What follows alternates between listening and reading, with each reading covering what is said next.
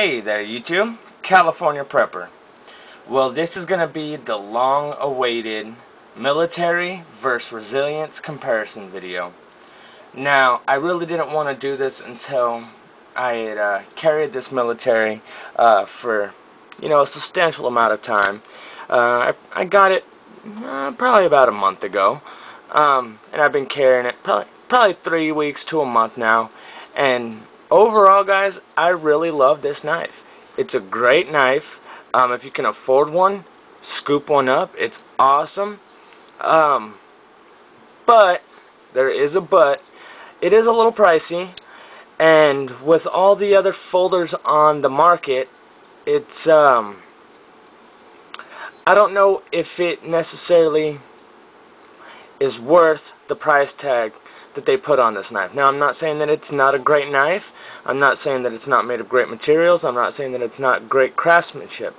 What I'm saying is that when you can get something so similar, with great craftsmanship, pretty good quality materials, definitely good enough for me, and really close in size and similar in look, I just don't know if it's worth the big hike in price.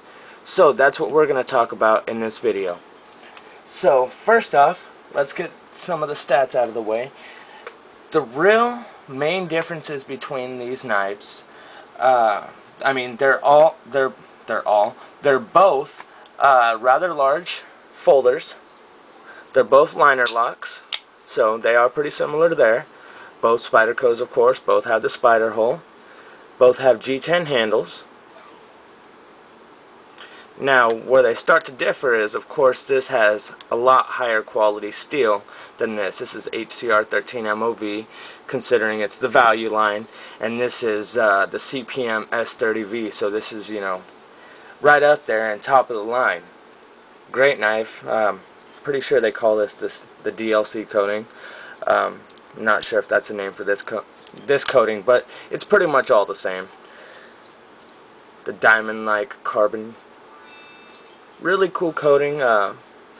It's held up pretty good, except for here on the spine, which all these black coated blades always end up with that on the corners and the edges. But I digress. What I am supposed to be talking about here is the main differences between these knives. And really, guys, there isn't that much to talk about. Like I said, they both have G10 handles. They're both liner locks. They're both made by Spyderco. These knives, any knife you get from Spyderco is going to be a quality knife. Now, it just matters how quality it is, if that makes any sense. This is a great knife. It feels great in hand. Love this knife. But when you pick up this Spyderco, it's a different feeling. Like, it's real hard to explain until you hold it in your hands for yourself. This feels like quality, but this feels so, I don't know. Feels like so much more thought goes into this. Just more contoured edges, more thought goes into this knife than this knife, considering this is, of course, $40 to $75 depending on if you're going to pay full MSRP. They on their website, this is marked at $79.99, which you're never going to pay anywhere near that. You can get them for about $40 to $45 off Amazon or eBay. You haggle with someone, you might be able to get it for $40 delivered to your door. It's a great knife. I love this knife. But after carrying the military, it really makes it hard to go back to a Spyderco like this. I'm not putting the resilience down at all, but there are a few things that I do like about the military that the resilience don't have. But again, is it worth that $100 or so difference? That's where you really have to, make up your own mind and choose for yourself. Are the differences worth $100? That's what I have a hard time seeing. So let's talk about a few of the differences, shall we? Right off the bat, you see, this is Digi-cam, this is black. Now you can get this in, the regular version, but I don't think that they offer a resilience in Digi-cam unless you want to pimp it out yourself. They might offer a black blade. Not positive on that. You'll have to check on that. Now, like I said, right off the bat, steel is going to be one of the main differences. Next up is this has the inlaid liner, so you don't have all the bulk and weight of these stainless steel liners in here. You just have the liner lock and you still have all the same strength. Now, I love the resilience and it's very comfortable, but after using this knife, when I pull this out, every time I want to choke up, and it really sometimes if I don't catch myself, I might lose a finger one of these times if I do it, because it's pretty dangerous not having anything there. This is a 4.25 inch 4.2. This is a 4 1/4 inch blade, and it has a 4 1/4 inch cutting edge. So there is nowhere for you to choke up on this knife if you want to. You can choke up and try and keep your index finger back, but it's not as comfortable as choking up on the military. So that's probably my biggest concern with the resilience is it's a little dangerous. These knives are very, very sharp, and it's just a little slip and you could lose a finger. But that's when you gotta really be careful and not be an idiot and mess around and do dumb shit. Now, one of my biggest complaints about the military would be if you're paying $150 to $200 for a knife, I would expect it to at least have options to be a tip up or tip down. It doesn't have to be completely ambidextrous and have a 4-way pocket clip. But when the value line for $40 has a 4-way reversible pocket clip, yet your $150 knives don't, kind of makes me scratch my head a little bit. So that's my biggest complaint about the military, is I do have to carry it tip down, unless of course I want to try and tap it myself or send it out to somebody to do, but that's just going to be a big old pain in the butt.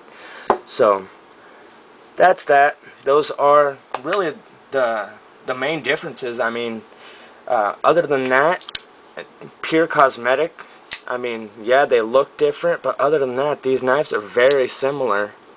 But I do not see a $100 difference here. It's just really hard for me to see. I love the military, and I have nothing but great things to say about it. But if I could get a resilience and probably 2 other knives for the same price as just this one. So when you think about it that way, it kind of doesn't seem like it's worth as much. But it's all in how you look at it. If you can afford it, quit being a cheap ass and go for the military. But for us people, that have kids and you can't just throw your whole paycheck at a knife every week, the resilience is a great choice. Very strong knife. It's a very beefy knife. Considering the price difference, they're still very similar in blade thickness, and the resilience actually runs all the way down to the tip. The military really thins out towards the tip. So this is just a quick rundown of it, guys.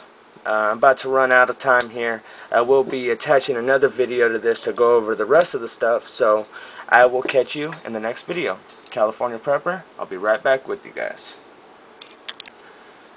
Hey there, YouTube. So we're back. This is part 2 of the Spyderco showdown between the military and the resilience. So let me feed you guys some stats on these knives if you aren't too familiar with them. Now, the 2003 Spyderco catalog has a bit different stats than are on the website, so I'm going to tell you guys the stats from the website. So, the resilience, you have a 4 1/4 inch blade. You have a 4 1/4 inch cutting surface, or cutting edge. So, that means you have no choil, no room to choke up on this knife without hitting cutting edge. Very sharp knife. Last thing you want to do is, like me, don't switch up your pockets. If you're carrying your military in your right pocket, don't put your resilience there on accident, because if you go to choke up, you might hurt yourself. You really got to be careful about that when you're carrying both these knives together. That's one of the things I've noticed. Pay attention to what pocket has which knife. So like I said, this is a 4 1/4 inch plus 4 1/4 inch cutting edge. The handle is 5 1/4 inch. So altogether, you're looking at, what is it, 9.375 inches. That just doesn't sound right. Let's bust out the old measuring tape and do it the old-fashioned way, shall we? From point to end, we're looking at, yeah, just under 9.5 inches. So, I would actually go with the magazine on that because it said it was 9.40 inches. So, the magazine was right on that one. Now, on the military, the blade length is 4 inches, your cutting length is 3.687 inches, and the magazine says that it is 3.65 inches. So, once again, let's see who's lying. 4-inch blade, we know that. Now the cutting edge. Alright, so once again, the magazine is right over the website. So, if you do have the 2013 product guide, this is the correct information. So, the blade cutting edge on the military is 3.65 inches. Again, you do have that awesome choil and this really cool thumb ramp up here, so you can really choke up on this knife. That's another one of the downfalls of the resilience, is it does have jimping on the thumb ramp. It's just not as comfortable, and you just automatically want to choke up, especially on a big knife like this. When you're doing small tasks, you just really want to choke up, and you can't do that with this knife. So that is again my biggest concern with the resilience. Now, another big difference with these knives is obviously weight. Now, the magazine and the website both have different weights, but thankfully I have a scale so I can see for myself. Okay, so the military is coming out at 4.4 ounces, which actually neither of them had that. The magazine had 4.5 and the website had 4 1/4.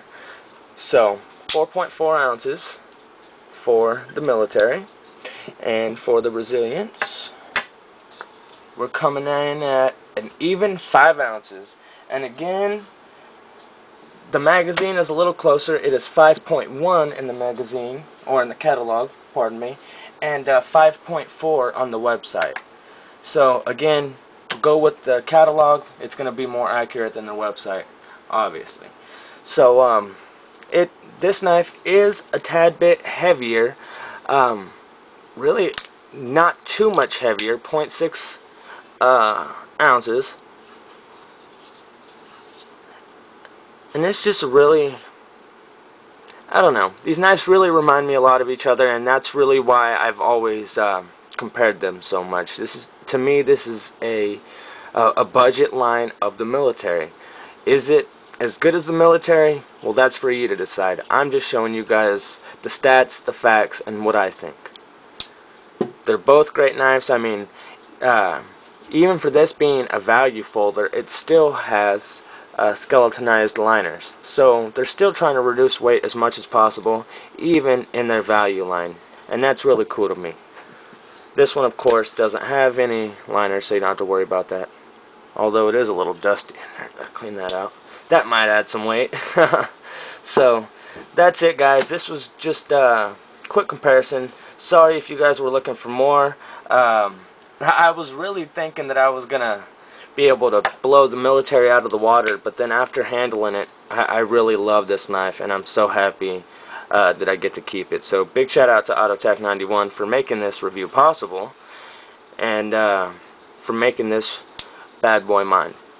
So that's going to do it, guys. Thanks so much for watching, being patient and waiting for this review.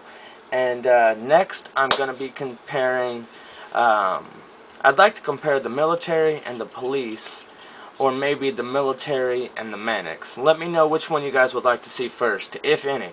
So that's going to do it. California Prepper, thanks for watching.